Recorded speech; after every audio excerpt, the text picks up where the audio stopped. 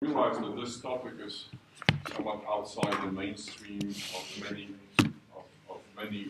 people in the audience, so I'll try to be very general and not go into too many technicalities. So hadrons have been around for almost a century now, since the discovery of the nucleon. So the question is obvious: what makes it an exciting field now? And there have been spectacular new developments both on the accelerator and the detector side and on the theory side.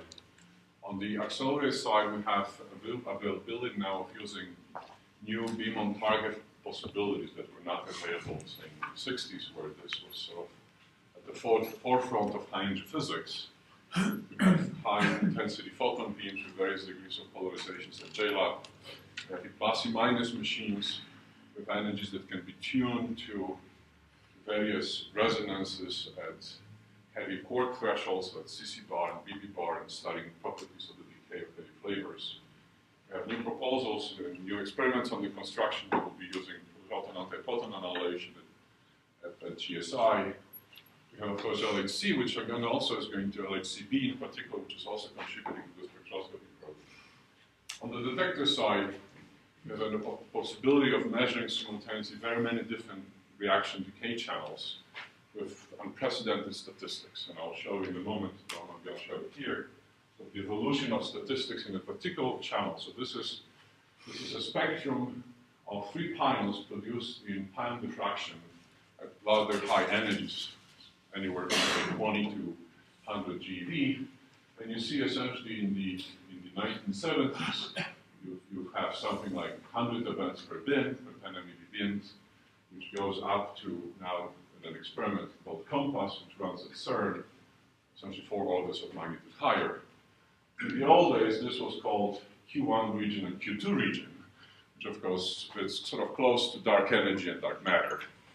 Now, even without doing any sophisticated analysis, you can sort of clearly distinguish 3 resonance peaks. And really the goal of hadron physics, and particular partial wave analysis, which is required to disentangle various resonance contributions to really see what happens under these mountains. In particular, look possibly for all tiny signals that clearly would not be seen by just trying to do a bump count. So, I mean, all the information about hadrons is typically summarized in what's called the particle data book, as of course you all know. If you look at the PDG, you will see something of the order of 300 entries if you look both at mesons and baryons. Now, I would say 90% of the entries which have to do with light core hadrons have really been established, or really been first detected in the experiments that run in the 60s and 70s. So for a period of last 20 or 30 years, there really hasn't been much on the light quark hadron spectroscopy. And again, it is in the last 10 or so years, as I said, with the development of new experimental techniques and new theoretical developments, we have now the possibility to really uncover what the spectrum looks like. And so as I said, out of these, as I wrote here, out of this 300 or so entries, we think we really know only a handful. And I will show you later one of the sort of fundamental hadron resonances, which is sort of the hadronic version of the Higgs boson, the sigma meson, as its properties have only been pinned down in the last 5 or so years, again through a combination of new data coming along and new analysis techniques. Now, on the theoretical side, we have lattice. I mean, lattice has now been developed to the state that it's really becoming possible to determine not just the ground state properties of hadrons, but also whole towers of excited states. So we are at the situation where, on the experimental side, we already see new particles, new hadrons. You probably all remember the story of the pentaquark, which sort of was a singularity to some extent. But now, indeed, we don't see the pentaquarks, but I will show you, we do see hadrons, which certainly don't fit our theoretical expectations. On the other side, lattice is also predicting now, with very high accuracy, existence of hadrons that have not been observed. So we are at the stage that we really can now make a realistic progress trying to match experiment and theory. And I'll be illustrating one and the other. So, of course, again, the goal, now, there is the whole other aspect of hadron spectroscopy, which has to do more with hadron structure.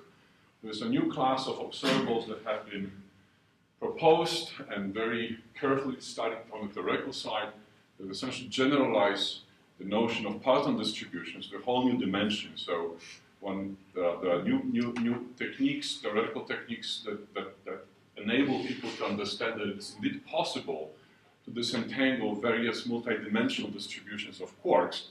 But again, I'm not going to, this is whole new talks, I'm not going to be touching on that much. I'll be focusing primarily on spectroscopy. So again, from the point of the spectroscopy, if you want to address using hadron masses and decay properties to understand what is it made from, we're really asking the question how the hadron looks like from the point of view of quarks and gluons. And of course, we'd like to have some intuition. Our intuition, however, is very limited when it has to describe a world which is, well, of the size of the proton, where quarks and gluons move with the speed of light, and the forces with which they bind of the order of a ton. Now, this certainly is far outside the domain of what I'd say traditional nuclear physics, where protons and neutrons are fairly well identified objects as they make heavier atomic nuclei. Quarks and gluons are much more difficult to visualize in a sense. So just a few words of introduction mainly for the students. Again, particles are emergent phenomena. So when we talk about what quark and gluons are, we first think about free quarks and gluons. And free quarks and gluons, of course, nothing else but phonons of the ether, excitations of coupled harmonic oscillators, and this is what we call free or bare particles, quarks, gluons, electrons, photons, and so on. Now, as we add interactions to this simple harmonic oscillator, which is just a free field theory, well, depending on what the interaction is, if we're lucky and the interaction is weak, like in QED, then of course what happens is that the physical electron is not much different from the bare one. The corrections can be calculated using perturbative expansion, so the physical electron, yes, has the free part and a little bit of a photon cloud surrounding it. Now in QCD, again, if E represents here the electromagnetic charge in natural units, then the QCD charge is about 10 times bigger. Of course, we know that it depends on the distance at which the quarks interact. But fortunately or unfortunately, in the region of interest where they are sitting inside the hadrons, which is on this side, indeed the interaction strength is big. And all these standard perturbative techniques we can throw out of the window. And in principle, the physical quark has nothing to do compared to with the bare quark. I mean, whatever happens can be very complicated dynamical process. And so this is an illustration of what might be happening. The point is that the nonlinear interaction is added to the simple harmonic oscillator, essentially dominate the physics.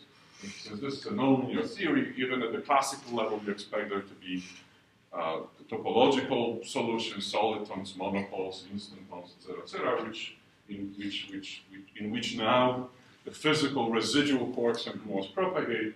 So you can imagine again a picture in which quarks, the physical ones, are some sort of blobs which emerge from dressing the bare quarks with, as they interact with this complicated medium. The medium itself is, of course, dynamically generated from the gluons. And on top of that, there can be some residual degrees of freedom of the gluons, which contribute to the spectrum of the bound state.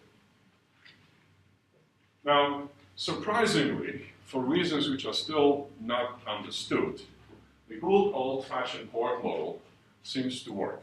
Now, it is certainly true that it works very accurately when it has to do with heavy quarkonia, 60 bar states, BB bar states. So this is not necessarily to scale, but the discrepancies are of the order. So this is a scale of 3 to 4 GeV. Again, the discrepancies here of the order of maybe of the order of 20 or so MeVs. So the levels here represent sort of the standard prediction of essentially a QQ bar model, which is nothing else just transposing a positronium spectrum to different energy region, and the dots represent the states that have been measured. And as I said, they fit exceptionally well the predicted quark model spectrum, even above the decay threshold. So here, this is already a higher decay threshold, the lower decay threshold into the dB bar meson. The D meson is a charm quark and a light quark, so if this is a charmonium, the first thing that can decay is a pair of D mesons. So even above the decay channel, the quark model is still, the decays don't seem to break the quark model dynamics. Now, of course, if this was it, there wouldn't be much left to be discussed. So I would say this to some extent provides a starting template, but there are a lot of unexpected states that have already popped out, as again, both on the experimental and also the theoretical calculations on the lattice are predicting states which certainly do not fall into this picture. So again, as I said, with hadrons, we are sort of trying to see if it's possible to isolate, to distinguish hadrons in the following sense, that some of them really look not much different as excitations of pion or a proton, namely it's just the same quark type counting number of quarks plus something else. And if that something else is really excitations of the gluon field, for example, then by studying the spectrum of that excitation, we should be able to learn something about confinement. Now, it is possible, of course, that two hadrons have the quarks and hadrons and quarks and gluons and hadrons have already neutralized their colors, but just like in atomic nuclei, there is a residual force between these color neutral objects that still provides additional binding and can lead to different type of hadrons which look more like a deuteron, like hadronic molecules, essentially. So I will show you examples that fall into one and the other category.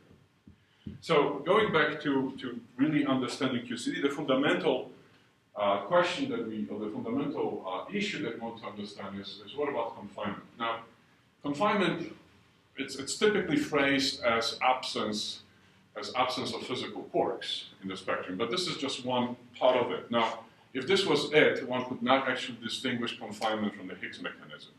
I mean, Higgs mechanism essentially is just dressing. Suppose you have an electron in an electron plasma, and of course, charge is going to be screened, and you won't see the physical electron, and this is nothing else than Higgs mechanism. So if it was it, there would be no necessarily distinction between confinement and the Higgs space. So there's a question. Now, unfortunately, there is no order parameter which can distinguish confined phase from deconfined phase. Because in a different confined quark-gluon plasma, of course, there has to be local color somewhere in space, and this is not a gauge-invariant quantity. So there's no fundamentally order parameter that one can use to distinguish one phase from another. So one tends to look at other aspects of spectrum, for example, which clearly are different in theory, which we expect to be confining like QCD, versus a theory which is screened like a Higgs theory. And here is a list that sort of has been more or less agreed as summarizing what really manifestation of confinement should be related to.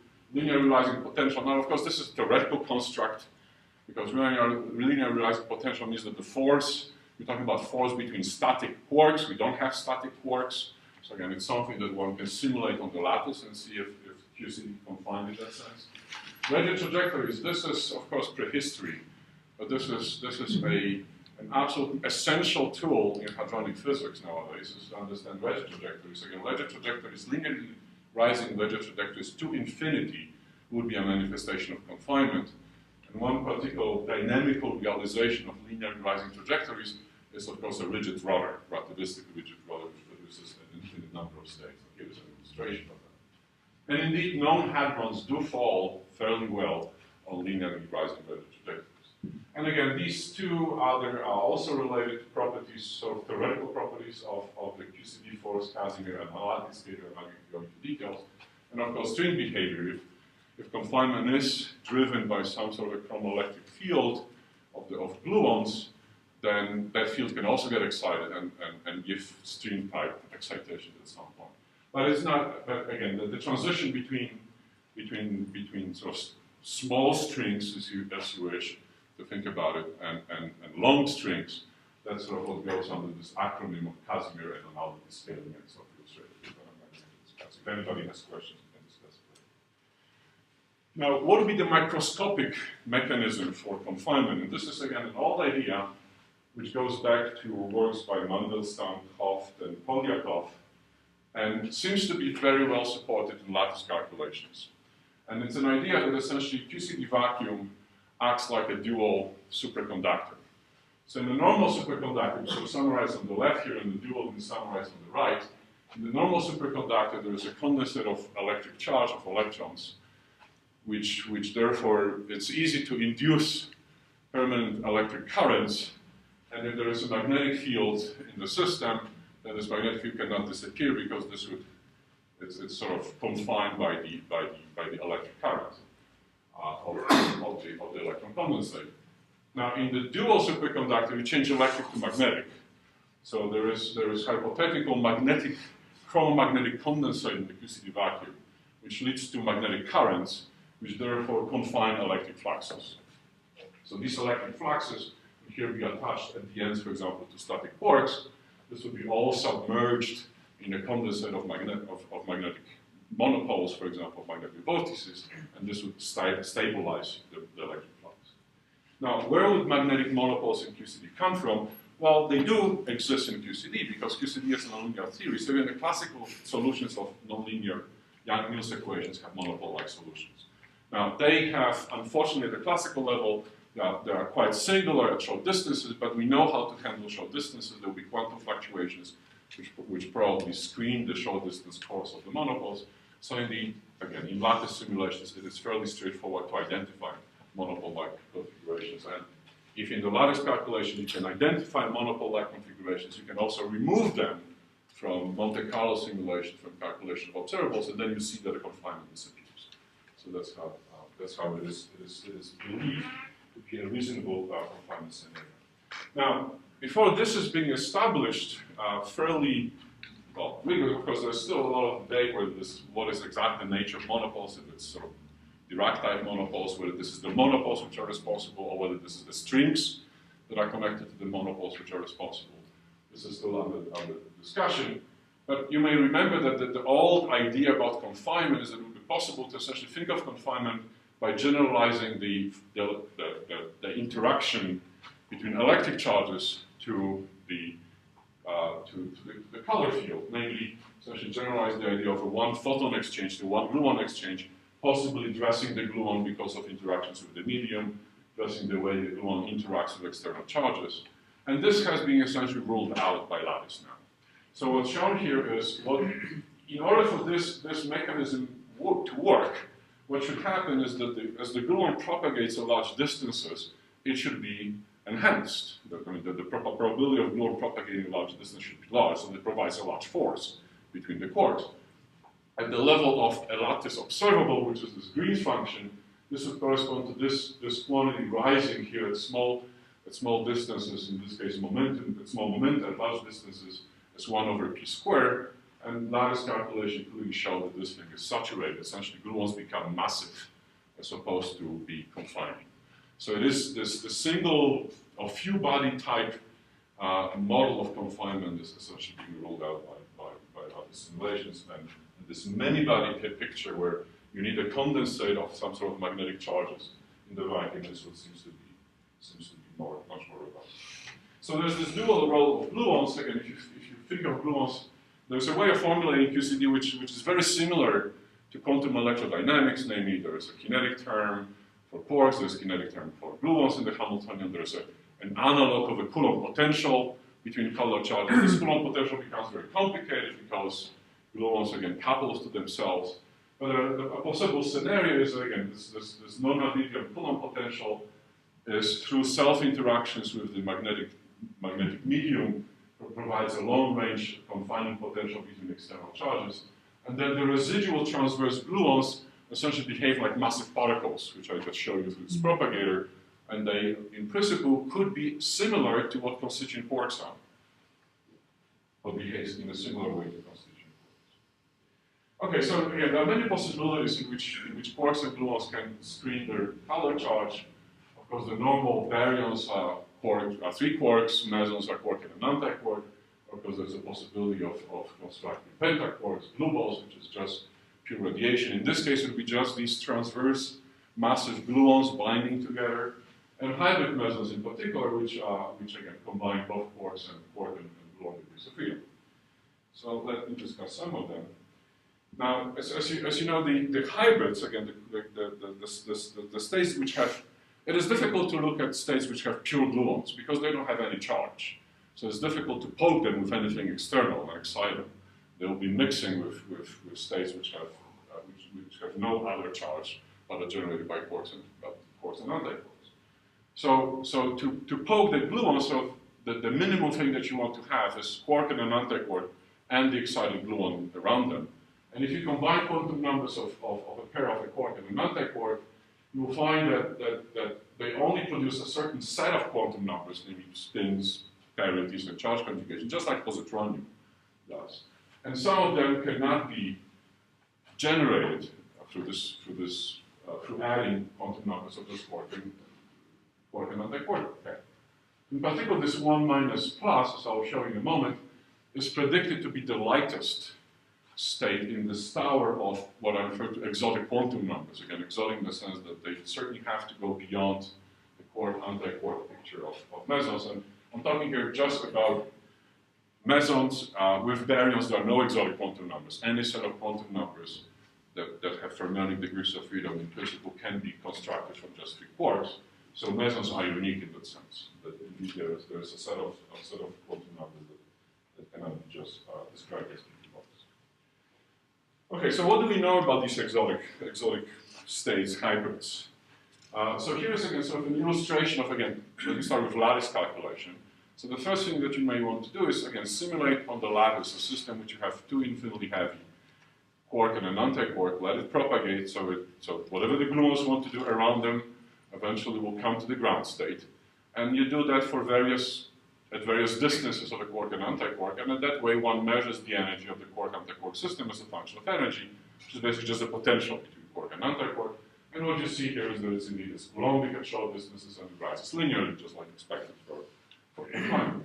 But then you can do something more sophisticated. You can form from gluons from a state in which not only quark and antiquark are fixed, their quantum numbers, but also the links which describe the gluons on the lattice are arranged in such a way that they have symmetries that do not overlap with the symmetries of the gluons in the vacuum.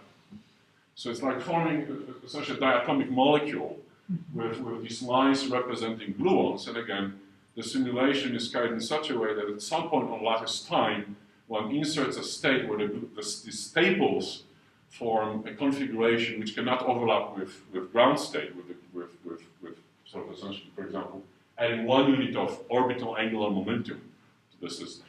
And if one does this, then one finds this what I call, again, adiabatic excited potential, because now the gluon is explicitly being excited between quark and antiquark. And the interesting thing that one finds, now of course, if the quarks are then put on top of each other, so the distance between goes to 0, now one deals with a system which is called a glue lump.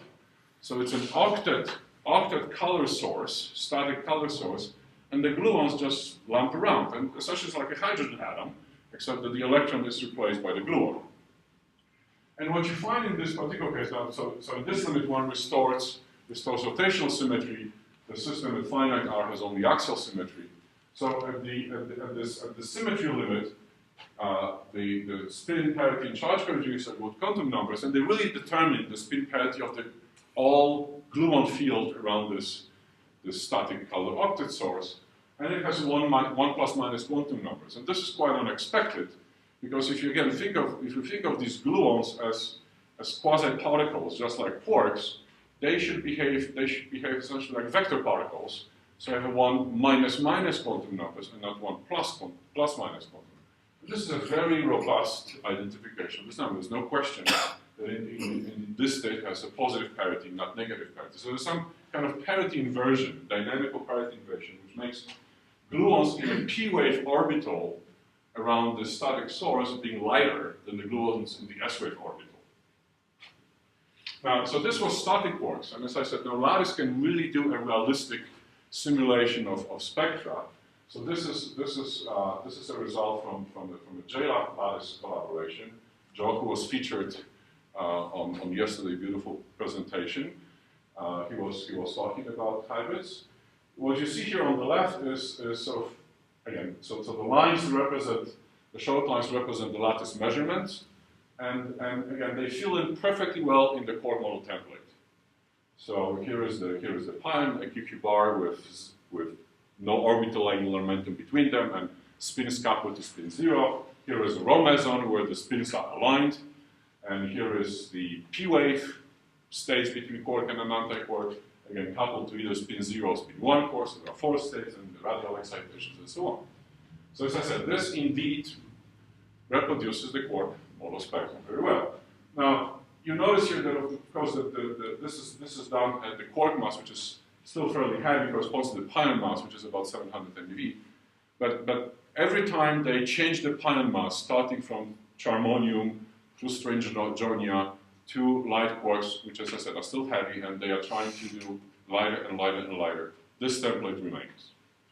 On the other hand, they also unambiguously determine there are other states in the spectrum. In particular, there are 4 states over here, one that has these exotic quantum numbers, 1 minus plus, and it's put together with 3 others which have normal quantum numbers, like, for example, 1 minus minus, 2 minus plus, and 0 minus plus, which could be just QQ bar states. But what they were able to determine through these simulations is that just like this one has a lot of gluon in their wave function, also these 3 have a lot of glue in their wave function, except that that glue happened to combine its quantum numbers with the quark and antiquark in a normal fashion, and don't produce these exotic quantum numbers. And the same story here, so there's a multiplet of 4 states, which is identified as having a lot of glue, including 1 exotic state, and also 9 states, sorry, 10 states a little bit higher, which have exactly the same properties. So here's sort of a summary. How can one get this? So again, if this picture that we could think of a hybrid, essentially quark-antiquark, plus this massive transverse gluon around, then we first combine quantum numbers of quark and an antiquark together, parity and charge integration. This is orbital angular momentum of spin. Then we add the spin, parity, and charge conjugation of the gluon, which, as I showed you before, was determined to be 1 plus minus, not 1 minus plus. And you combine all this together, and again, depending on sort of what is the spin of the quarks in the 0, 1, you have 4 states. So it exactly matches. I mean, so the identification of glue as having 1 plus minus quantum numbers for static quarks in this fully, now added this to the fully dynamical quark and an antiquark, indeed reproduces the spectrum seen on the lattice, the 4 lightest hybrid states with a lot of glue. And then the other 10 states that I mentioned, essentially you get by adding 1 unit of orbital angular momentum to the system, you get 10 states which correspond to this high one. So it seems like the lattice not only gives us a robust statement about existence of hybrid mesons. I mean, the signal for these states is as clear as the signal for the Ross, for the A2s, and so on and so forth. But it seems like we can also possibly try to get some phenomenology out of this information and identify, for example, gluons with quasi-particles with this sort of inverted parity. And by the way, this parity inversion we studied years ago and showed that indeed this has to happen in QCD because of this complicated Coulomb potential, which does happen to invert parity of the quasi-gluon. Okay, so this is one story that deals with states that have possibly excited glue and therefore can tell us about confinement. Now, in the last few years, there has been a whole plethora of what I call XYZ states, which have been seen in various E plus E minus machines. So essentially, they contain CC bar because they are running at the CC bar threshold. So again, I'm just showing 2. This Y4260 is a vector, has a vector quantum numbers. It's well identified for E plus E minus annihilation. And if you want to, and its mass is measured at 4, slightly above 4 GeV. And if you wanted to associate that state with some of the quark model possible slots, there's a problem because the nearest vector state is already occupied by this psi 4160. So there is really no place for this hadron to be, and it might be one of these 4 states that I've shown you before. This multiplet of 4 does contain a vector. So this is a possible CC bar candidate for hybrid meson. There is this famous, the whole story again essentially started with the discovery of the X3872, which happens to be very close to the D star D bar threshold, and it's most like candidate again for a charm-like version of the deuteron. that it's a loosely bound d star d bar molecule, and that's sort of the best theoretical interpretation of what the state is. Again, its location is the nearest available coordinate slope is very far apart, and again, its proximity to the d star d bar threshold makes again this molecular interpretation much more robust. And right now there is a dozen or so states, and I just want to show you that again don't fit the core model pattern. And then I'm just going to show you one which is really bizarre, because this is a charged charmonium. Now CC bar, of course, has to have 0 electric charge. So if you measure something which you know contains charm and electric charge, then certainly it's not just a QQ bar state. And this has been seen in 2 experiments at BESS and at Bell in E plus E minus collision. So E plus E minus, E plus E minus, in this case E plus E minus energy is has been tuned to run at this Y 40 to 60, because again it's been known before, and so the proposal was to study properties of the 40 to 60, so that's the separate mass energy. And then whatever is created decays into 2 pions and a J psi. And then if you look at the invariant mass distribution of pi plus and J psi, or also pi minus and J psi, you see the same.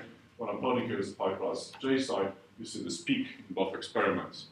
And well, as you may know, I've been always a very strong skeptic about the pentaquark. I'm still a skeptic here, but I don't know. I cannot. It's something is going on here that is not well understood. Okay, so we are now indeed seeing these many different hadrons that well, on one hand side, it's good. We have a template that we can refer to, the quark model template. On the other side, we're already seeing signs for life outside the quark model template. So how can we, from experimental observations, we can make more robust determination whether these things outside of the quark model template indeed have different structure than what the quark model would predict. And one way to look at it is again to try to see what kind of Regge trajectories these new particles lie on. I was telling you the Regge trajectory is, I mean, it's not something that it's taught in classes very often, but Regge trajectory is contains very detailed information about the underlying dynamics. So by linking resonances of various spins and masses by continuous lines, these lines really are unique for depending on what the underlying dynamics is that produces these resonances. And I was just alluding to the linearly rising trajectories as, for example, trajectories which reflect linear confinement.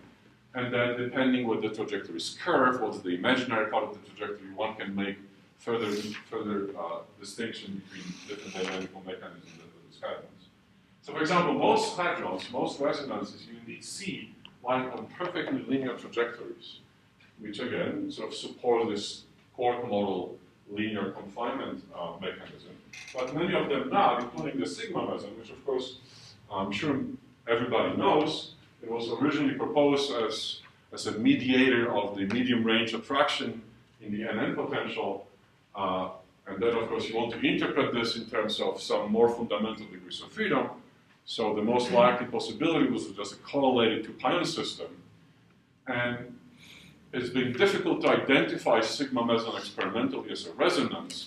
And it happened only not, as I said, long ago, where the location of the sigma meson resonance pole on the complex energy plane of the scattering output has been determined to a precision which I think is unprecedented when it comes to determination of widths and masses of resonances. So it's known to something like few percent. And then if you do sort of this Regge trajectory analysis of the sigma meson, you find that the trajectory upon the sigma meson lives is very different from the normal Regge trajectories. It's much flatter and essentially doesn't have any other resonances on its tail, which looks much more like a molecular state, essentially something which is bound by Kawate potential, so some residual force between 2 pions. This is the sigma meson. I have 2 minutes, so I think I should be pretty much on time. So how are we hunting for resonance? So let me just say a few words about resonance, hadron resonance programs associated with JLab. So JLab is going to be looking for primarily meson resonances using a fixed target experiment, so high energy beam, in this case photon coming in, hitting, say, proton target. Then what happens is if the beam comes at high energy, it doesn't really destroy the target itself, it scatters on the meson cloud of hadrons around the target, so there is a factorization between beam fragments and target fragments. If one is interested in baryon resonances, one would study the fragmentation of the target. If one is interested in identifying mesons, one would be studying fragmentation of the beam. And if you exchange photon by pion, this is the program of the compass experiment. So then one looks at this beam fragmentation region, and the question there is, as always, is this a signal or is it a background? Now, it's important to remember that there are no arbitrary backgrounds in QCD. Everything has to be coming from the same degrees of freedoms, and the same hadrons and the same quarks and gluons. So what's typically referred to as a background is really a force. It's really the same type class of resonances that can be produced directly. Those resonances, when exchanged in sort of cross channels, that produce backgrounds or residual interactions. So it's really about understanding particle force duality when it comes to extracting information about directly produced resonance in hadronic environments. Now, if I have maybe just 1 minute, this goes back to, again, early 60s, and the idea of bootstrap, and I like to quote here from Chu's paper. This is 1962. Well, this is mine naming Bootstrap Manifesto, because if you read just the introduction, he says, I'm indecently optimistic that strong interactions are going to be solved in the next few years, essentially. A relatively short period of time, we're going to achieve a deep depth of understanding of strong interactions that a few years ago was not expected. I'm bursting with excitement. Well, we're also bursting with excitement 50 or so years ago. So what went wrong? Well, they realized this particle force duality, but they thought that indeed all the particles are indeed dual. Everything that strong interactions say about are just hadrons. So from the exchanges of hadrons, you can dynamically generate hadrons produced in the direct channel. So there was nothing more fundamental than hadrons. And this was a mistake, because of course they didn't realize that there are more fundamental objects, quarks and gluons. So the bootstrap program failed because dynamically you cannot really generate quark physics from hadron physics.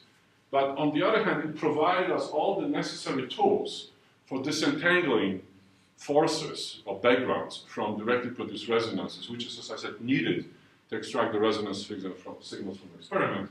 And again, so this follows works from people like Mandelstam and, as I said, Reger, to provide all the analytical machinery that now we can use to do this. And here is just an illustration. I'm almost finished. Here's just an illustration of what was happening again 70 years ago when people were trying to do this program. So again, I've shown you this spectrum before.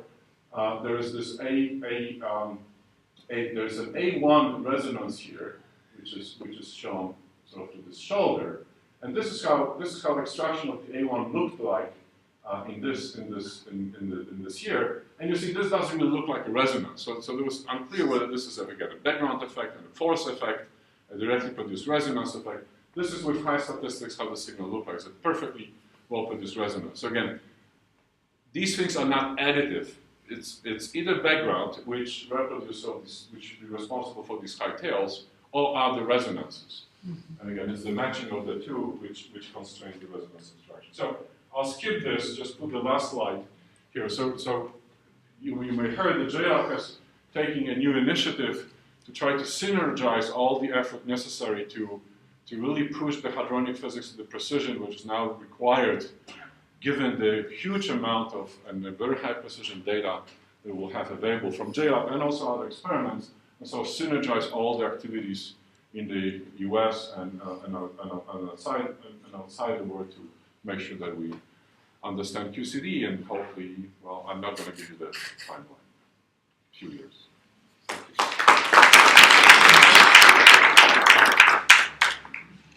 Any questions?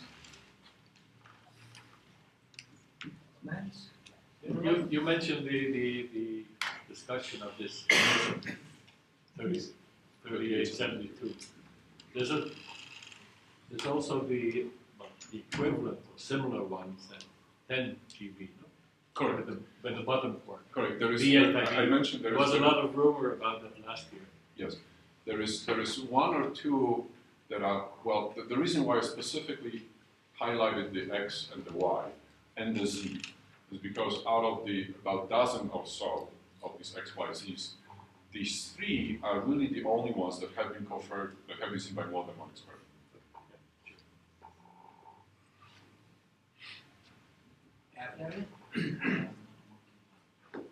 The current 12 GB upgrade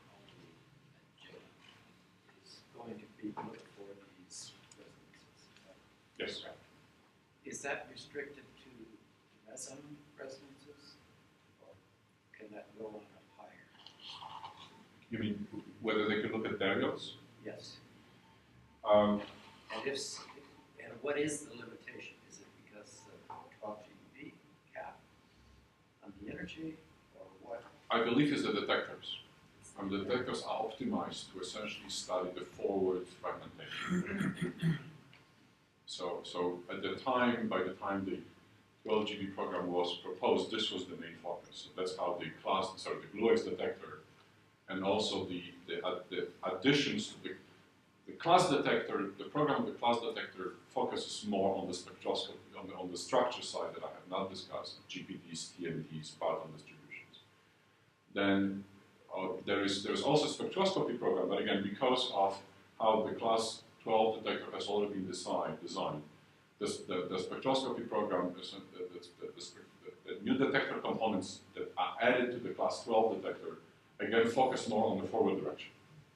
So they'll be using a complementary techniques to GluX to look at again forward fragmentation.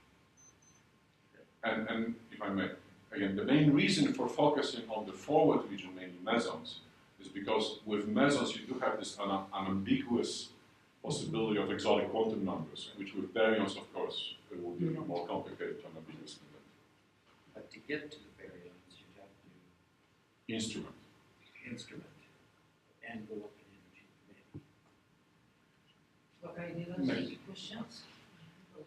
So how far can we push the orbital spin triplet representation into excited states, for instance, L different from 1? So there will be higher L values and then...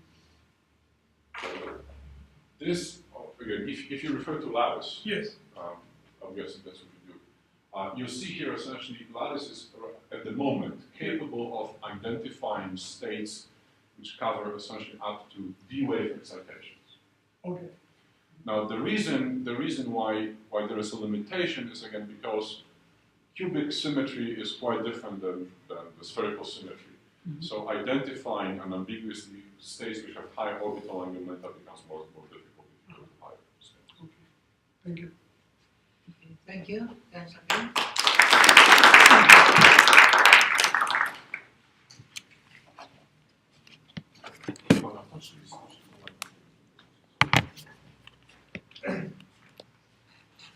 Okay, the next speaker is Dr. Yetes from the Indiana University.